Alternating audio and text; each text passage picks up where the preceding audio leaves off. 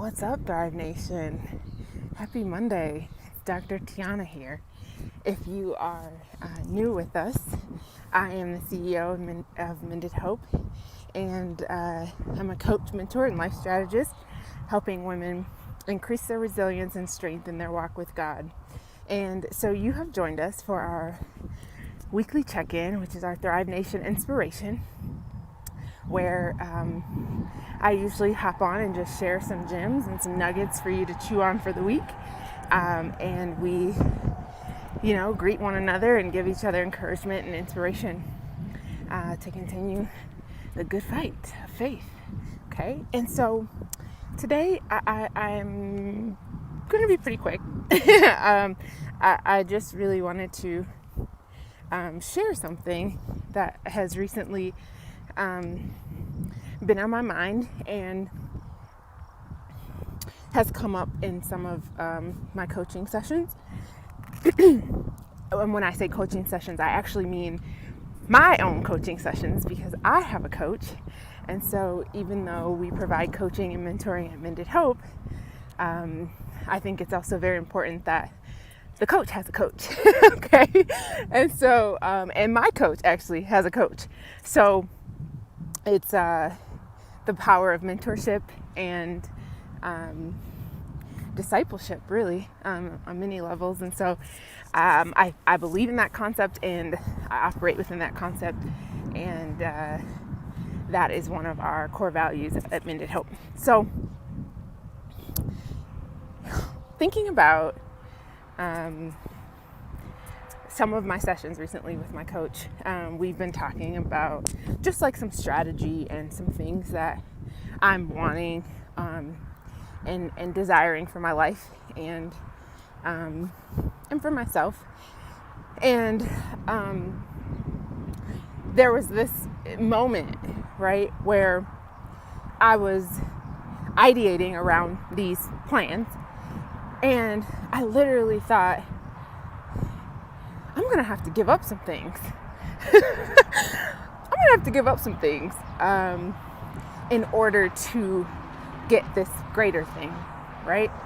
And so it made me think about our community and whether you all have assessed or even thought about, right? Like where you want to be, if there's a place that you want to be other than where you are. Sorry. If there is, where is that place, and what is it that you have to give up? The reality is this: in order to experience new, you have to get rid of some of the old. I'm not saying all of the old, because in some cases it's not necessary. In some cases it may be necessary. However, there's always something that has to be lost, or something that has to be surrendered or given up in order to acquire the new. And it actually made me think about a conversation that I had with my mom, I think it was yesterday, and we were talking about like growth and development, and how we're seeking to evolve and grow into these new places and spaces of being and thinking. And we were talking about how in some of the past situations, or past maybe phases of our lives, some things may have worked and may have been appropriate for that time. So like, for example, like if you were, I don't know, in a super stressful situation and you learned how to be very, very precise and vigilant, right? Like you're on top of it. Nothing gets by you, right? And maybe in that high stressful situation, that adaptive behavior was helpful, and it helped you to cope with that, situation or phase in life, right? But as you grow and you maybe move past that space of crisis or time of life disruption, you may find that still using those coping mechanisms becomes maladaptive, meaning it is not helpful for your current stage or place, right? And so then it almost becomes a hindrance because you are using an old tool for a new strategy, for something that requires a new strategy, right? And so much of life is about evolving and growing and letting go of the things that no longer serve us, right? And acknowledging those things for the purposes that they did serve, and honestly honoring ourselves and saying, you know, you did a good job at keeping me safe and keeping me sane, you know, but at this phase, you know, I no longer need that. And being able to recognize that and being open to letting it go. And sometimes, you know, the things that we have to let go to go up or to move forward in life aren't emotional. Sometimes they're physical things. Like sometimes you may have to, I don't know, purge your closet before you go and buy a new wardrobe for work. Or, you know, I actually have done that recently. I actually got rid of tons of stuff just because I had lost a lot of weight and I couldn't fit my clothes. They were baggy. So sometimes you do have to just decide to let things go. And I want you all to be thinking this week and considering where you want to be. What are the things that you want in your life?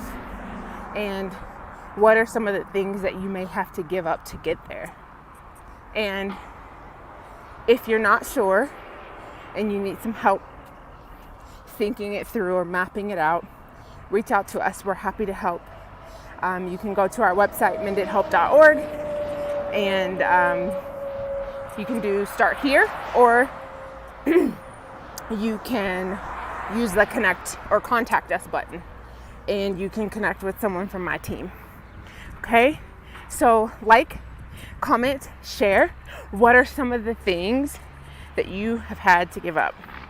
I'll tell you actually, before we go, one of the things that I had to give up that no longer served me was like not caring for myself, not investing in myself first. And this has been a lifelong lesson, because I feel like culture, I think, and society often makes women feel that it's selfish to invest in yourself first, and to put yourself first. And as the kind of common cliche, pour into your own cup, all those things. But the truth is that has been the most life-giving strategy change that I've ever implemented. And recognizing that I always need to keep my cup full and trusting that God will still bless others with the overflow.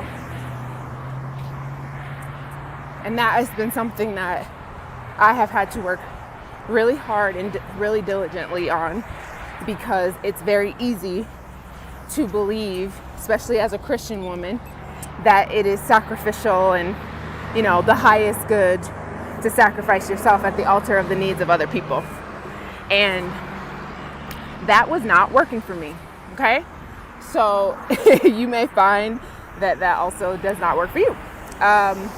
But yes, that was one of the things that I had to let go of, and that I actually have to continuously sharpen and refine and kind of remind myself of its importance, because it can be easy to kind of slip back into some of those old habits and ways of thinking and being.